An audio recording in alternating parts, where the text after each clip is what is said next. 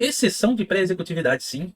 Essa é uma das medidas judiciais que pode cair na sua prova agora, em 2024, e te pegar de surpresa na hora da prova. Eu vou ministrar agora uma aula objetiva aí sobre essa medida judicial e que com certeza vai te ajudar. Fica comigo! E aí, exceção de pré-executividade, pessoal, é uma peça que pode estar sim na sua prova agora, em 2024, na matéria Direito Tributário, aí na segunda fase da OAB. Mas se cair, fica tranquilo, porque é uma peça que você pode se basear, já anota aí, 319 do CPC, com algumas alterações. Eu vou explicar e raciocinando você vai chegar às mesmas conclusões que eu. Olha só, a exceção de pré-executividade é um incidente processual, pessoal.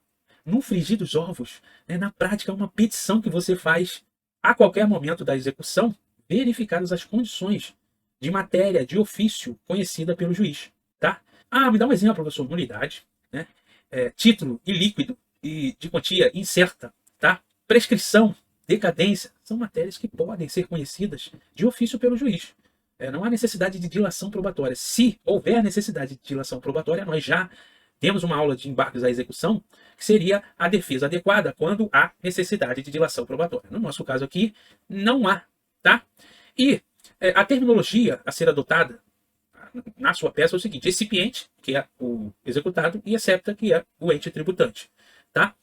Olha só, o fundamento é o artigo 5º, inciso 34, direito de petição, e 35 da Constituição Federal, e súmula 393. Vamos ler, pessoal? Olha só, vou colocar aí. A exceção de pré-executividade é admissível na execução fiscal relativamente às matérias conhecíveis de ofício que não demandem dilação probatória. Tá aí, você deve fundamentar a sua petição com base na súmula 393 do STJ, já que essa possibilidade de medida judicial ela é uma construção doutrinária e jurisprudencial.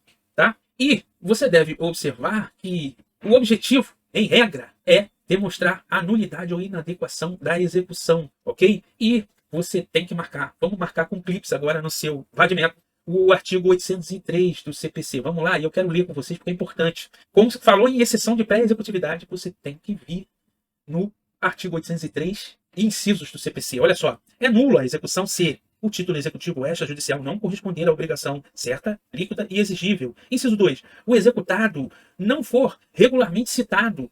3, for instaurada antes de se verificar a condição ou de ocorrer o termo. Parágrafo único. A nulidade de que cuida esse artigo será pronunciada pelo juiz de ofício ou a requerimento da parte, independentemente de embargos à execução. Isso é importante, ó. Independentemente de embargos à execução, tá? Então, pessoal, olha só. Ficou fácil. Ou seja, em execução, você, embargos ou exceção de pré-executividade. Matéria de ofício, não tem dúvida, tá? É a opção menos custosa para o seu cliente e a opção mais fácil de guerrear a execução fiscal. Tá? Já que os embargos nós temos que garantir, independentemente de qualquer coisa, para poder ajuizar, ok? Então, olha só, o momento em que a exceção pode ser peticionada, a qualquer momento da execução, tá? Vamos dar um exemplo. João teve contra si lançado o IPTU, tá? E João faleceu, ok? E o seu filho, Marcos, foi nomeado inventariante, ok? Só que não ficou sabendo, não foi citado, Marcos não foi citado, nem João foi citado, tá? E quando lá do inventário, tá, anos depois, ficou sabendo que tem um protesto em virtude de uma execução fiscal que está suspensa aí há mais de 5 anos. E para desenrolar o inventário, você precisa ou pagar esse tributo, que na teoria estaria prescrito, ou peticionar uma exceção de pré-executividade afirmando que o meu cliente não foi citado. Tá? Nem o de cujo e nem o meu cliente, que é filho, herdeiro, inventariante, foi citado. Logo, a CDA é nula, ok? E você pode sim, com fundamento no 803, inciso 2 do CPC, peticionar essa exceção de pré-executividade e assim salvar o seu cliente. Não é verdade? Então já demos um exemplo. Fica mais fácil ainda, eu quero trazer aqui para vocês. Por quê?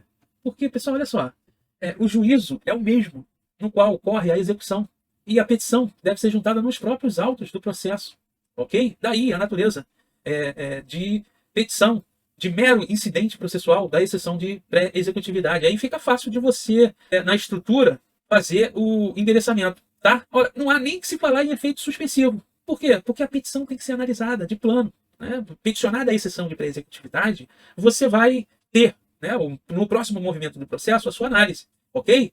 E olha só, não há que se falar em custas a serem recolhidas para que seja protocolada a petição de exceção de pré-executividade, já que é um mero incidente processual. E, em caso de negação total ou parcial do pleito, tá? O que gera o afastamento do incidente por decisão interlocutória do juízo, essa negativa pode ser atacada via agravo de instrumento, tá? E no caso contrário, professor, olha, se você, como advogado ou advogado, né, obter êxito aí com a petição, né, o ente, em caso de sentença terminativa, né, porque aí o juiz vai declarar, ó, declara a prescrição, declara a nulidade da CTA, qual é o recurso que o ente pode ajuizar? Apelação, tá ok? Visto isso, agora você já sabe aí as principais características. Eu quero ver com você agora a estrutura da pressa, tá? Vamos lá. Olha lá, pessoal, exceção de pré-executividade, a estrutura tá aí. Professor, de onde você tirou essa estrutura? Ué, de um exemplo da FGV. Por quê? Porque aqui nós estamos estudando de forma objetiva. Eu quero que vocês sigam o que já caiu, sem inventar muito, porque nós estamos aqui no mundo da teoria. Na prática,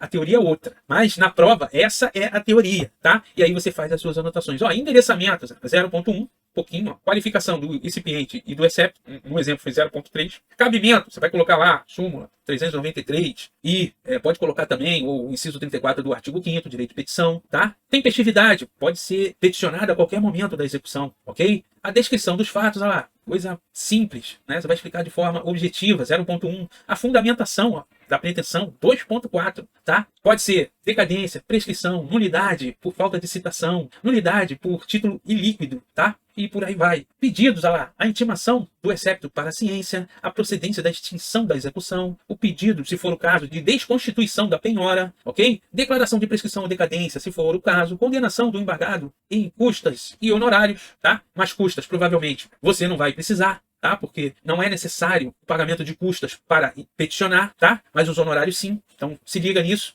E o fechamento da peça. Não há necessidade de peticionar por prova por qualquer meio de direito, porque não há necessidade de dilação probatória. Então esse item não vai estar lá no seu gabarito, ok? Lembrando, fazendo sempre essa observação de que a média é 6 para você passar na segunda fase e a peça vale 5. E as questões objetivas somadas valem 5. Então se você errar a peça e zerar a questão prático-profissional, você está reprovado, ok? Agora eu quero te dar as dicas que a banca vai colocar para você no enunciado, para você pegar o código de que trata-se de exceção de pré-executividade. Vamos lá, olha só.